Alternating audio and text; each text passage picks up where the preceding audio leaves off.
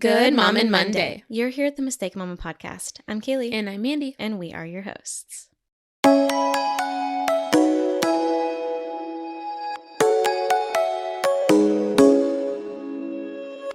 This week we are going to be talking about sharing rooms. Yes. With us, siblings. Siblings. Because we share rooms with our husbands. Yeah.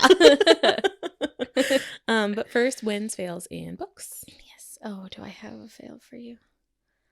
Oh. Let me tell you. Okay. This happened last night. Okay. So, it's not the... Whoops.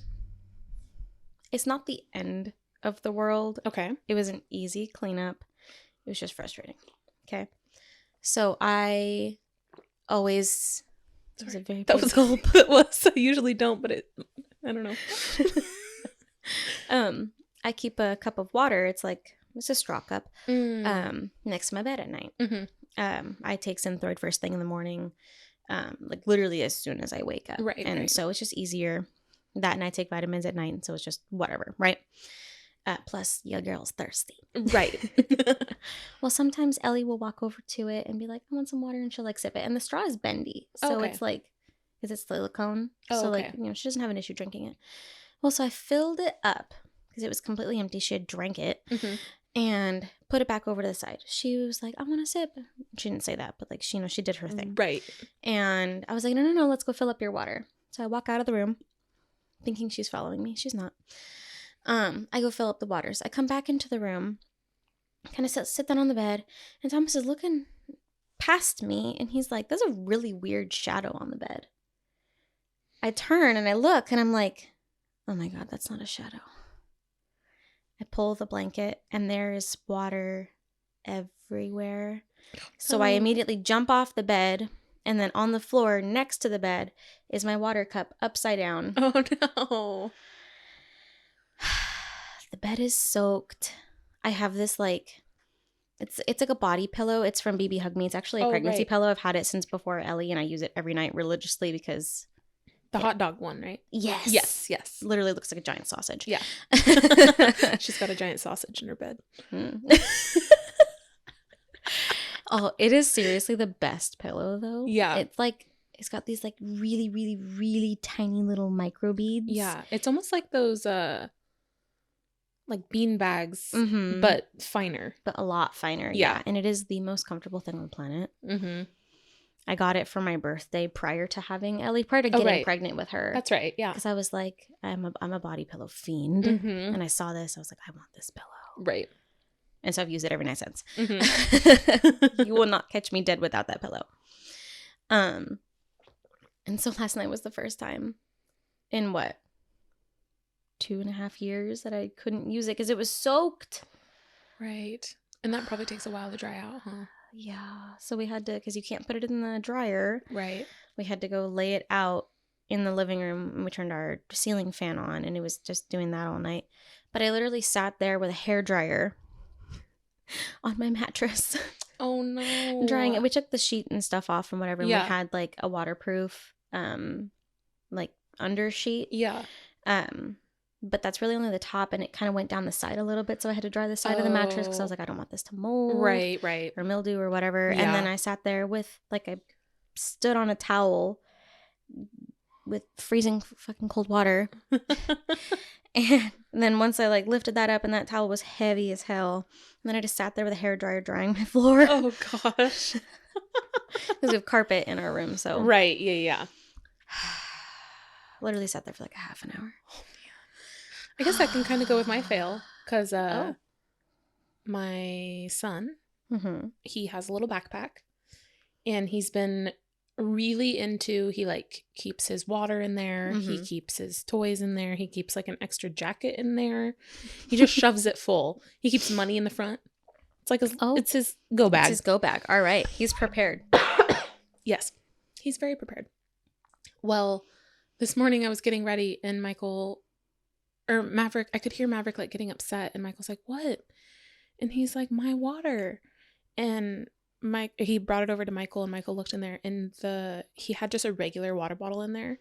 And the Kirkland waters, how the lid caps are so minuscule. Tiny. If you don't have it exactly right, it's yes. Maverick didn't put it on exactly right. Oh, no. And he put it in there upside down. And so his whole backpack was soaked.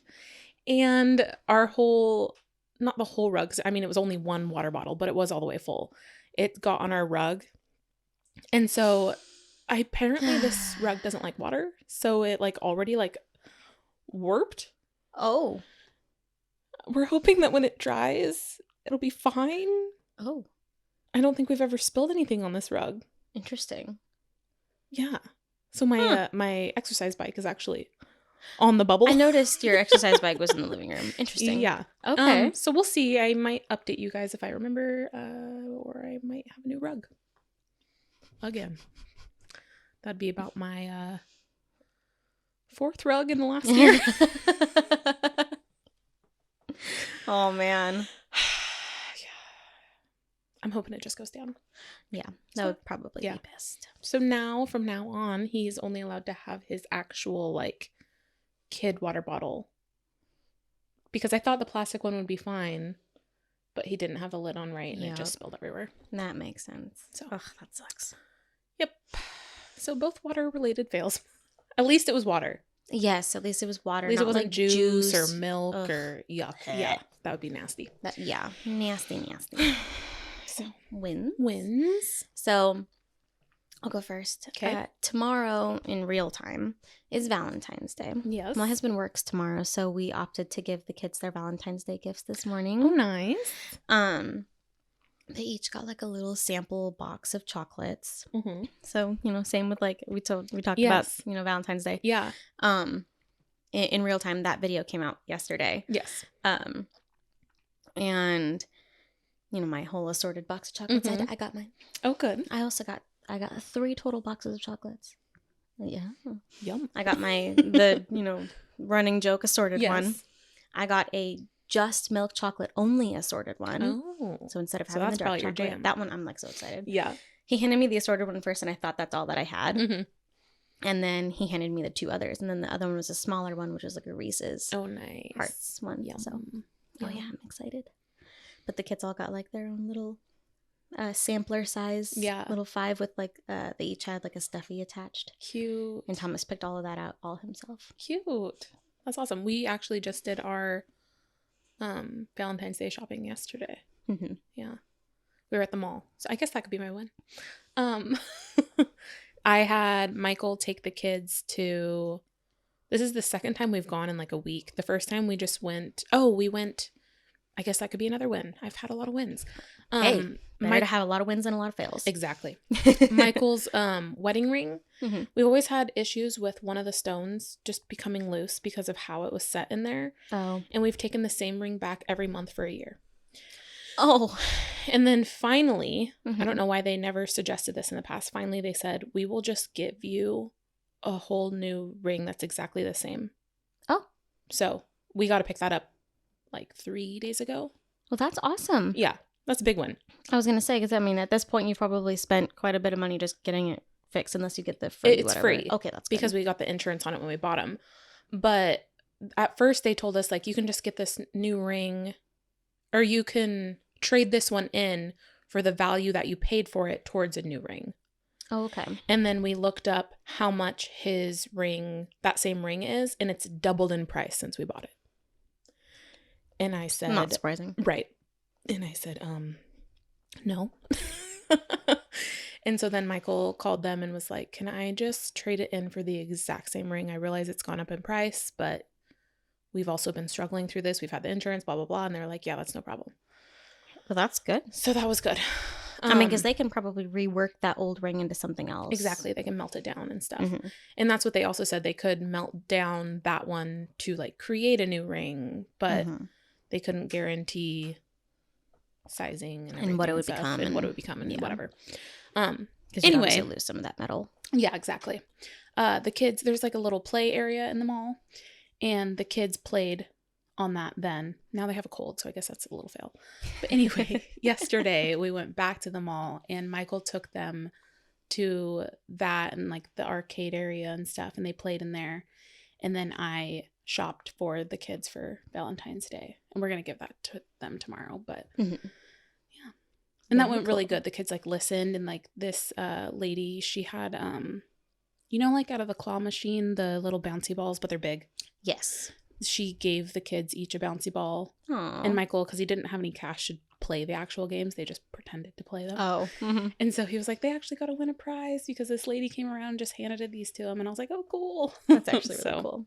It was a good day yesterday. One of my favorite things about that mall, and we won't say what mall, Mm-hmm. is in the food court. There's it's the one with the pretzels, and she's got like the cookies that she makes every day. Every time that we've ever went, I'm not sure if it's like she started to recognize us or what, but every time we go, she always gives each of the kids a free cookie or a candy. That's cute. Yeah, we didn't even go over there. Yeah. It was like warm my heart. She's that like, is so cool. She remembers my kids. Yeah, that's awesome. It was like very shortly after we had Ellie. She was like, oh, you got another one. Cute. And then now that one's older, she's like, she's so polite because Ellie would go, peace. Oh, it's so cute. It really is. So those are wins and fails. Yes. Books. Do you have anything for me? I'm like 75% done with A Court of Mist and Fury. Is that the third one? Yes. Or is it Wings and Ruin? I think it's Wings and Ruin. Is it the blue one? I think it's purple. I don't know. The third A Court of Thorns and Roses book. Cool. That one. 75% done. 75% done. Good. And I'm to the part where it's like, you don't want to put the book down. Oh, okay. Mm-hmm. Yeah. What about you? I am done with Dear John. Nice. I like it.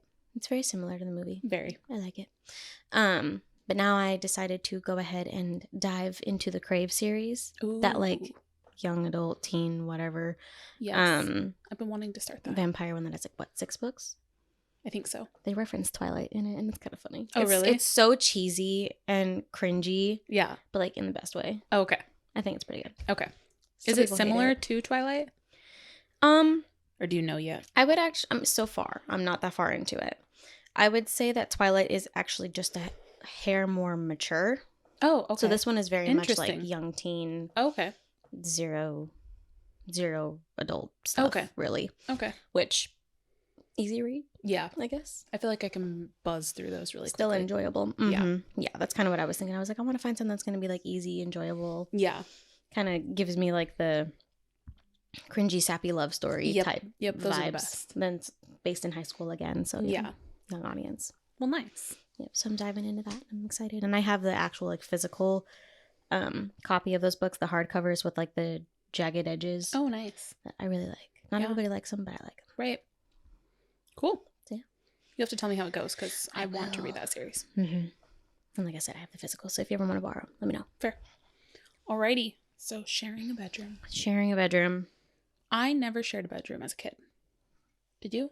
I did not. Okay. I grew up, we always had enough rooms. Mm-hmm. My mom was pretty lucky when I was a kid because my grandma was, she owned multiple pieces of real estate, and she was able to rent one of the homes from my grandma, and it was a 3-bedroom, and it was just me, my mom, and my sibling. Right. And so we each were able to have our own rooms. And so that was something that she was very lucky with. Not everybody gets to have something like that. Right. And then when we moved out of that place, we moved into a house that had even more bedrooms when she married her then husband. Oh, right. And then when we moved out of there, I didn't live with her for very long after that, but we moved into the other unit that my grandma owned, which also had 3 bedrooms. Right. So back to the same setup kind of thing. And so I never had to share a room as a kid. Oh, I guess I did for a very, very, very short time. My Aunt Sammy lived with us when it was just me and my mom. And her and I shared a room for probably like, I think she stayed with us for 6 months or a year. Not very long. So I guess I shared a room with her, and she was like a teenager and I was 5.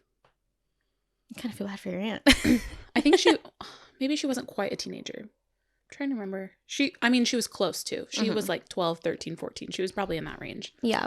But yeah. I remember we would bicker a lot. Oh, I would imagine. Yeah, because I wanted to be all up in her business. As a 5-year-old. Yeah. And she did not want me to be all up in her business. As a teenager doesn't. Yeah. But I guess, that's the only time besides now with my husband, obviously. Well, yeah. But that's a little different. I would say that's pretty different, yeah. Yeah. Do you know if Michael ever shared a room growing up? I don't believe he ever did, because he mostly lived with his mom, and his mom only had the one kid.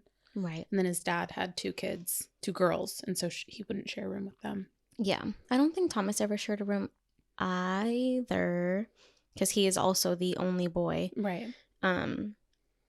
And I think his sisters shared rooms. Like, I know that when I met his family, he had his cousins living with him at the time. His mom kind of fostered them, I guess. Oh. They called her mom, and they lived with her full time, and had since they were itty bitty. And the 2 cousins shared a room. Oh, okay. Yeah. And then the 2 girls each had their own rooms. Bella had her own room. She had a bunk bed in her room, but bottom wasn't being used. Oh, okay. And then Caitlin, who is closest in age to Thomas on his mom's side, she had the cabin in the backyard. And then I don't know about all of the sisters on Thomas's dad's side. I don't think Thomas knows either if any of them have ever shared rooms. Yeah. And then growing up, my brothers did share rooms. Mm-hmm. Or a room in our old house. And then when they moved to this house, then they were able to split. Mm-hmm. But yeah. So that was us growing up. Yeah. So as far as our kids now, my kids all share a room. Right. If you know anything about rent prices, yeah. They're up there. They are up there. Safe to say we've been looking into trying to get into at least a 3-bedroom, because right now we're in a 2-bedroom. Right. So that we can at least separate the kids by their genders. But right now everybody's so little. Right. It's really not that big of a deal. Our oldest is 6, and then we have 6, 3, and 1. And it really isn't that bad. They don't care. I think, for now, too, it's like, not bad. if you start raising them that way, they're not going to know anything different at this time, unless maybe they start going over to a friend's house that they have their own room and they're like, oh, that's cool. And then maybe it'll be brought up. But I feel like while they're young, as long as they were started that way, they're not going to, they're not going to question it. They're going to be like, oh, that's, this is just our room. Exactly. Obviously the goal someday is for each of them to either all have their own rooms, which I would need a 16-bedroom house, apparently, by the time I'm done having kids. Yeah. Or by a school. By an old school. Right? You see? An old school, a church, something along those lines. Or at very minimum, separate them by their genders. Yeah.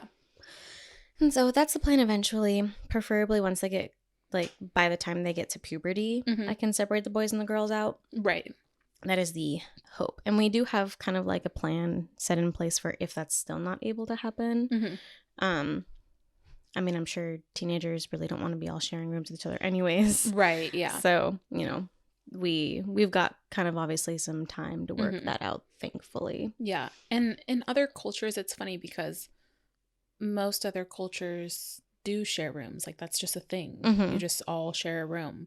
And your kids share rooms with their parents for a long time. And I feel like in America, it's very pushed to everybody needs their own room. Everybody needs to be independent. Everybody needs their own space. And it's just I've noticed that. I don't think that's necessary. Yeah, I think if everybody... Unless you want that. Yeah. I think as long as everybody is allotted the privacy that they deserve. Right. Because just because it's your room doesn't necessarily mean you need to get changed in there or whatever. You can go get changed in the bathroom or whatever. Right. But I think as long as everybody has that privacy, then there really isn't that big of an issue. And I mean, there's going to be bickering, especially if there's a TV or whatever in the room. Right. But I think as long as everybody is allotted the space that they need to be able to do things by themselves or to have the privacy that they need. Right. I don't really personally see a problem with it. Yeah. I think Michael and I have gone back and forth because we live in a 3-bedroom right now and we only have 2 kids. We plan, I plan harder for 4. Michael's still a little up in the air. And right now we have a boy and a girl. And I think what will end up happening is that Quincy will start out in Maverick's room. I think it will make the transition easier. I have found great solace in them having a buddy in their room has made that transition so much easier. Yeah, I think it'll just make it a smoother transition. And then that also gives me a little bit more time to get this room in order for her. But then eventually separating them. And then if we have more kids, probably doubling up genders. Hopefully it's not like all three in one and one gets their own, because then that's where I could see the like jealousy creeping up. Yeah, like let's say you had like 3 girls and 1 boy or vice versa or whatever.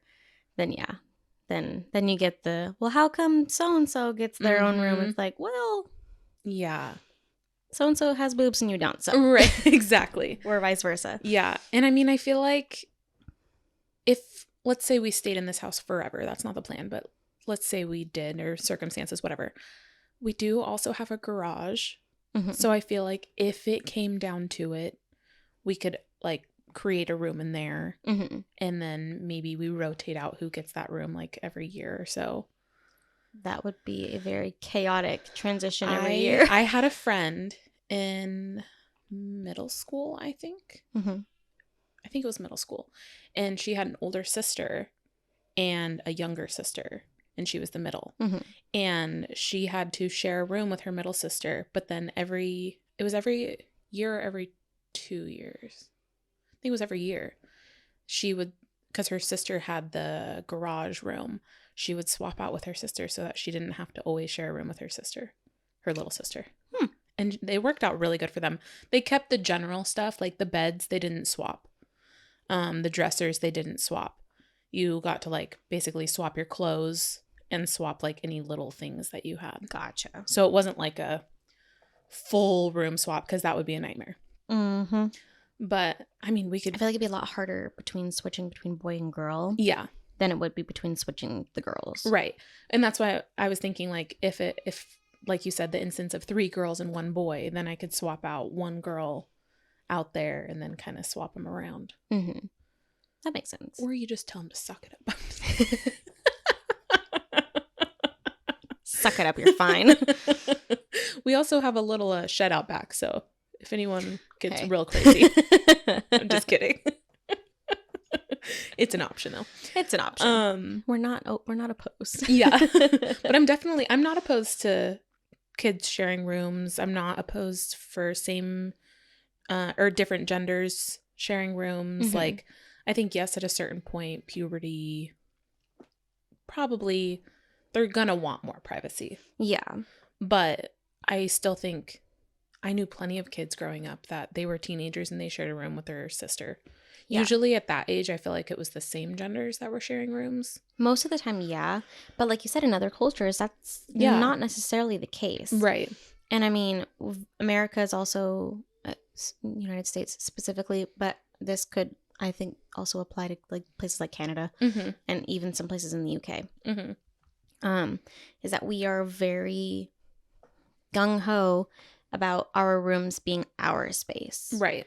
And like, I don't necessarily think that that's necessary all the time. As long as you are given the opportunity to have that privacy, if you want it, you know, instead of just like, well, your room is where you retreat to, be like, well, that's not always the case. Yeah. Because especially with housing prices going like skyrocketing, you can't always guarantee that everybody's going to have privacy. Right. And it's like, unless you only have one child. Yeah. That's the only way you can guarantee that child gets privacy at some point. And even then, it's still not even really guaranteed. Yeah, exactly. And I think there's situations that you can like, I knew friends growing up that they would have like a curtain separating their beds or what are those divider things called? I know what you mean. Like accordion divider things. Yeah, I think that actually is what they're called. Oh. And they would have that dividing their beds so that they had like some semblance of a separation, but technically they're in the same room. And I know that doesn't work for every situation, but I feel like you said, as long as you can make some sort of you can have your privacy here, you can do whatever you need to do here, then yeah, you know. Exactly. So with sharing rooms, so like right now, my 3 share a room. Technically, Ellie is still in our room. Right. But she does have dresser space and a bed in there. We have the 3-tier bunk bed, which works really, really well for separating them each in their own areas. True. Because they each have like a bookshelf in their bed area that has like their books, and Anna keeps her iPad up there, which don't come at me for her being an iPad kid. She uses Procreate to draw, ABC Mouse, and Starfall. What's Starfall? It's another education platform. Okay. Most schools use it. I know I used it, or not most schools, a lot of schools. Okay. Mine used it growing up, and hers currently does too. Oh, cool. Okay. I really like it. Never heard of it. It's cute. You should look into it. Okay. Both of those, ABC Mouse and Starfall, are great learning resources. Okay. And so they each have, their bookshelves with all their different things on it that they have. It works really well for each of them having their own space. Yeah. Granted, there's not a ton of space in the 3-tier bunk bed, so that won't always work for forever. Right. But it's nice for right now where they can each have their own like individual spaces where nobody's bothering them. Yeah. But we did notice that there is some obviously issue with, like, let's say Anna wants to go play Barbies in her room, or Damon wants to play blocks or whatever. Then there's like well, I want to play in my room. Well, I want to play in my room, and those kind of arguments. Yeah. Oftentimes those can be mitigated. We will be like, how about Anna play Barbie in the living room, and then Damon, since you already have the blocks out, you play that in here. Or, yeah. Or vice versa, depending on whoever was in there first. Right. Because right now we kind of do it on like a first come, first serve. If you're claiming the floor, right, you're claiming the floor, and then someone's got to wait. That's fair. And it seems to work pretty well. They do have a TV in their room for like, I don't want you out here right now. Please just go lay down. go watch Bluey. Yep. I'm over it. Yep. Or like if me and Thomas want to watch a movie or something in the living room in the big screen TV. Yeah. And they're like, I want to watch a movie. It's like, you can't watch this one. Right. So not appropriate let's for go you. put a different movie on. Yeah. But they will fight over what to watch. Oh, yeah. I haven't entered that zone yet because Quincy's not into TV yet. Yeah. And we try to limit what they're allowed to even watch. If it's during the day, we require it be educational on some level. Okay. If we decide to let them watch a movie at night, we're a little bit more lenient on that. Like downtime. Yeah. Sure. You can watch Barbie, or you can watch insert other TV show or movie here or whatever. Right. We are still very selective on what they're allowed to watch though. But we'll be like, all right, you guys need to pick together. Right. If you're both going to be watching TV. And then that doesn't always work out very well. Yeah, I can imagine. And oftentimes Thomas will be like, okay. Thomas and I should say, will be like, okay, we're choosing. Yeah. If you can't come to a decision, I will choose one. Yeah. Yep. Usually we'll do like, they get 5 suggestions. If by the 5th suggestion, like one of them be like, oh, I want to watch Umizoomi or whatever. And everyone's like, no. Once we've done that 5 times, it's like, okay, I'm picking. Yep. Fair. And that seems to be like the best way to kind of mitigate that problem specifically. And they don't argue too much, which is nice. I mean, they do, but I feel like compared to other kids, they do less. Okay. Which is nice. And I think that has a lot to do with how we've raised them versus like that I just have perfect kids, because I don't. Right. Yeah, I think we kind of run into a little bit of issue. Not really, but sometimes, because that's Maverick's room. Yes. But all of Quincy's clothes are in there. And, there are her toys in there as well. And so it's mainly he just doesn't like me to call it her room. Yeah. That's the biggest issue he has. My kids get that too. Is when I say, Quincy, go to your room and go get whatever. And he's like, no, that's my room. And I'm like, okay, well, yes, it is your room, but your sister's stuff is in there. Like, I know that that's your room, but Quincy's stuff is in there.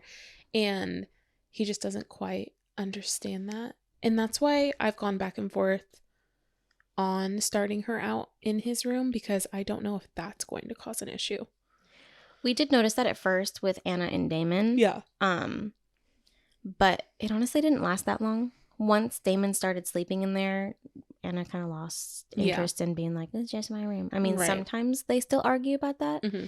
And it's like, look, it is all 3 of your guys' rooms. Right. When I say, hey, go to your room, or hey, go grab this from your room to whoever, I'm not changing the ownership of the room. I'm just talking to that specific child. Right, yeah. Like, I'm not going to say, go grab this from everybody's room. Right. Or go grab this from Anna, Damon, Ellie's room. That would get tiring after a while. I'm going to say, go grab this from your room. Right. And like sometimes if I say that to Anna, Damon will be like, it's my room. I'm like, it's everybody's room. It's all of your guys' rooms. I'm just telling her to go grab something. Right. I'll be like, okay. Give me side eye. Yeah. And the biggest thing that Maverick's been doing in his room is he likes to take, you know that chair that's in there? Mm-hmm. He likes to take everything in his room. Blankets, pillows, toys, books, stuffed animals, and shove them behind the chair into a giant pile. And then they go back there and they're on this giant pile adventure, whatever. Totally fine, I guess. But he has a hard time with like cleaning it up. Oh, yeah. And we've been trying to work on both of them have to clean it up. And that's been a struggle, especially because Quincy's so little. Mm-hmm. I mean, Maverick still is too. I know. But Maverick is a little bit easier to talk into. Quincy is just like, what do you want me to do? Yeah. Quincy's only, 18 months? Not even? Not even.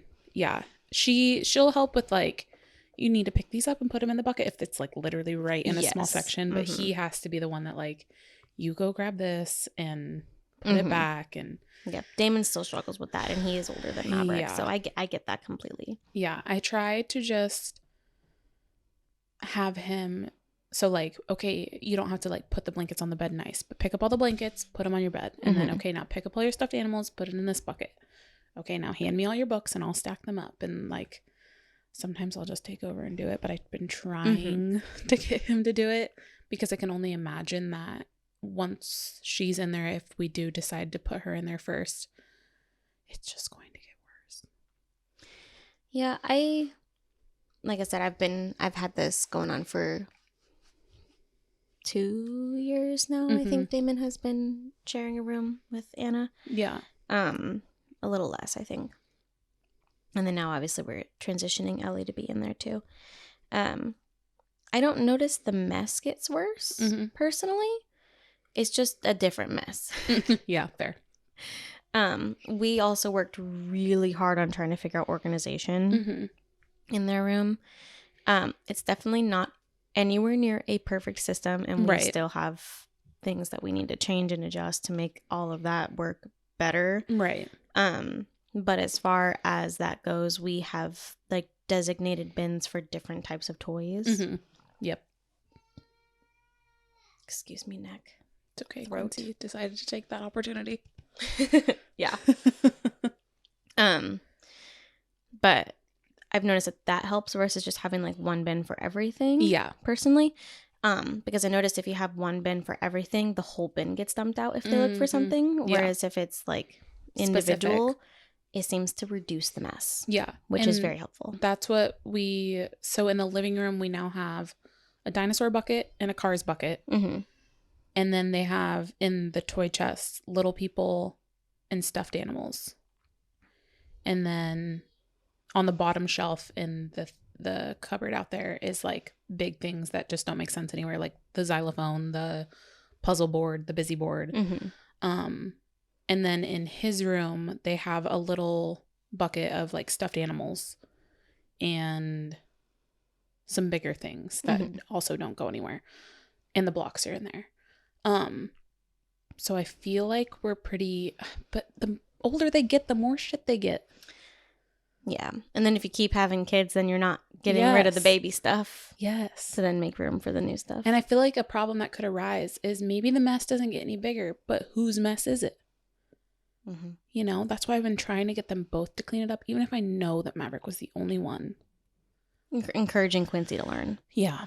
Yeah. Also just for the sake of to learn to pick up. But yeah, the thing that we've done for their room is, like, let's say Damon makes a mess on the floor. But let's say Anna wants to watch a show in her room or something. I'll say, okay, but your floor needs to get cleaned up. Well, I didn't make that mess. I understand. But you're wanting to do something different in your room. And right now, I cannot walk through it. Yeah. Neither can you without either stepping over something or stepping on something. Right. So if we're going to change tactics, yeah, this needs to get cleaned up. I will make Damon help you since he obviously made the mess. But because you want to do something different in there, you need to help clean it up too. And so that's kind of like the rule in our house. Yeah, that makes sense. Yeah, because before Maverick watches anything, he has to clean up all of his toys. Yep, that's what it is too. Quincy was playing, then obviously she has to clean up her toys. Mm-hmm. And then before bed, we always pick up toys. Yep. We try to be like, if you're done playing with something, you clean it up, and you clean it up as soon as you're done before you move on. Right. Doesn't always work out that way. It doesn't always work. No. Sometimes the kid moves on and you haven't even realized they moved on, but they've already made a mess somewhere else. And you're like, no, pause. Yeah.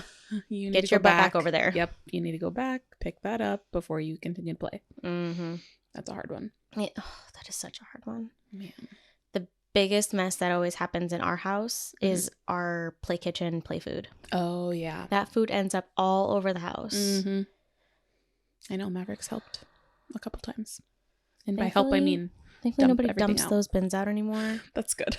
Gotten past that. Oh, yes. Thank God. I can't promise that if my kids came over that they would not dump it out. Especially right. Quincy now. Quincy has realized how to dump things. Ellie thankfully doesn't do that. Yeah.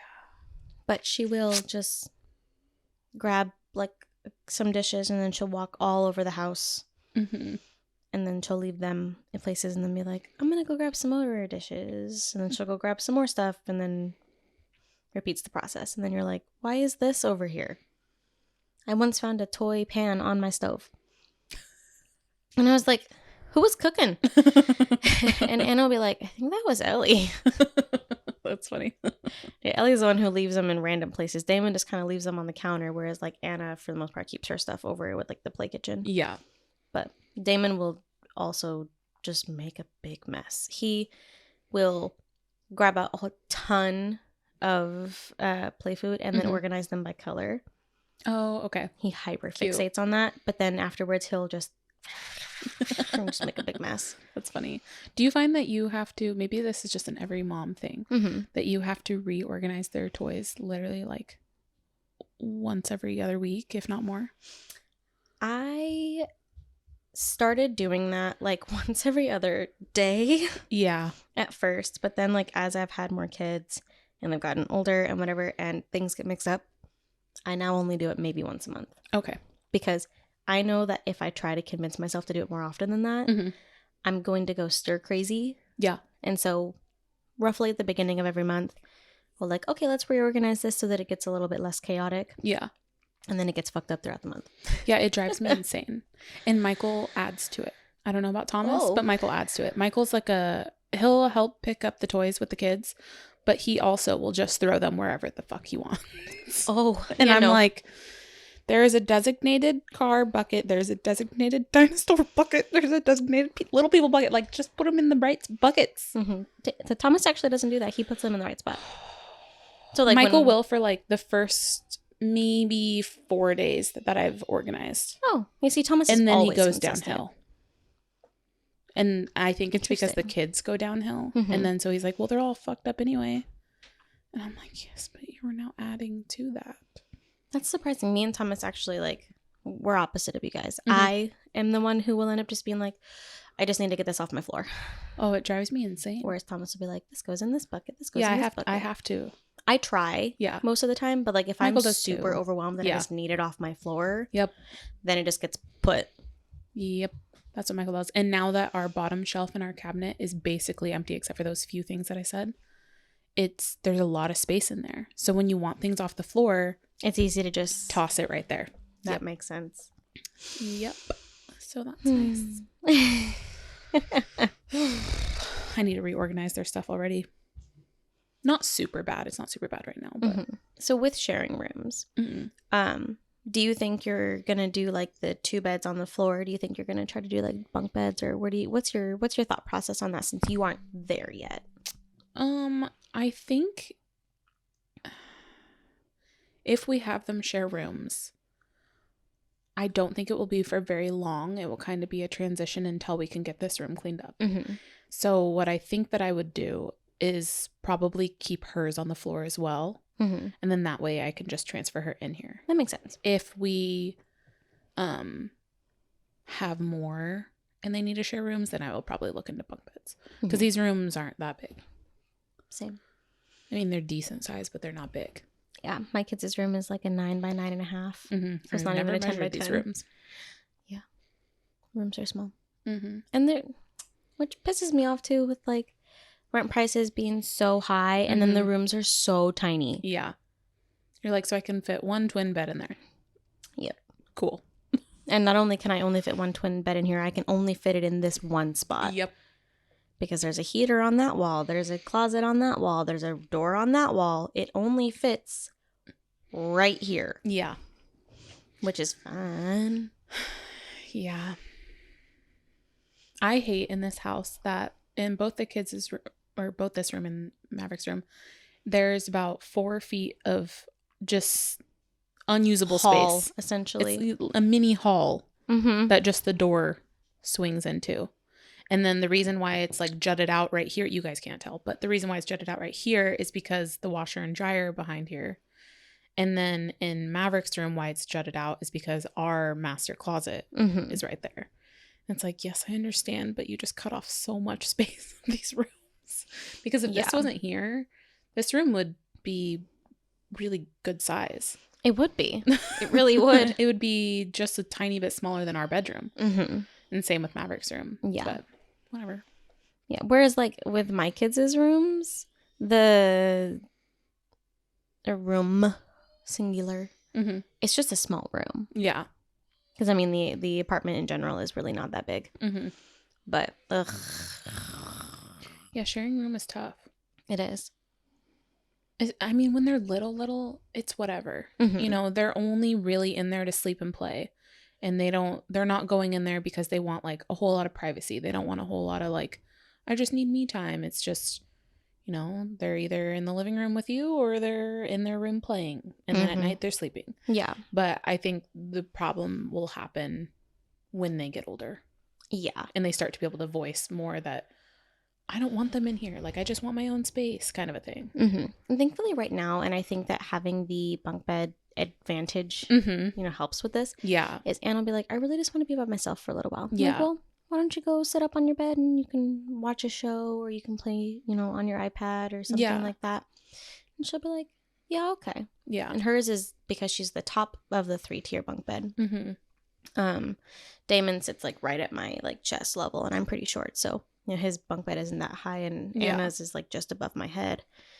But so she can like sit up in her bed and still not like hit her head on the ceiling or anything because we at least have decent height ceilings. Right, yeah. If nothing else. Yeah. And she feels like she has a decent amount of privacy when she's just up there, which is good. That definitely helps. I think it helps that she can't see anybody else when she's up there. And so she does feel like she's in her own space. And she's got like a cozy space up there with like, she's got a fan, she's got her books, and she's got like a ton of pillows that she can set up however she wants. Right. And... Yeah, I think that definitely helps. Yeah. Yeah. Works. It does. And it's not that bad. And I mean, granted, I obviously don't know what it feels like to share a room as a child. But I think as far as the way that we have set it up for their room, I feel like it's ideal. Yeah, I would agree. Yeah. And we'll see as time goes on, you know, how things change. Hopefully rent prices are not always astronomical. Literally. Right. Or that pay at least catches up and that nothing else decides to zoom past again. But I mean, as records show, that's not necessarily going to be the case. Yeah. Yeah. So, like I said, I really don't think that there will be any issues until they're all getting into their teenage years. Which thankfully is quite a few years away. Exactly. So you have time. I've got time. Yeah. We'll figure it out by then and we'll see. Yeah. And as the kids get older too, I'm probably going to up what I'm doing for birth work and stuff. And so we'll have more income then too. Yeah. Whereas right now I'm obviously staying at home with the kids. Right. And my husband's ridiculous schedule. Yeah. Can't really do anything about that. Mm-hmm. Yeah, exactly. Mm-hmm. But so that was sharing rooms. Did you guys ever share rooms growing up? Do you have kids and they share rooms? What's your thoughts on that, especially in this day and age where things are really expensive and you can't always afford to have 5 bajillion rooms? Right.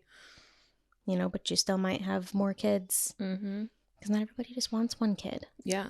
And do you factor that in when you want more kids? Mm-hmm. Yeah.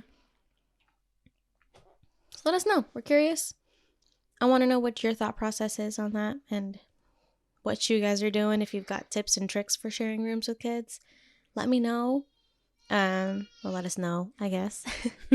And we will see you guys next week on the podcast. We'll see you next week. Make sure you like, comment, and subscribe. Bye. Yeah. Bye.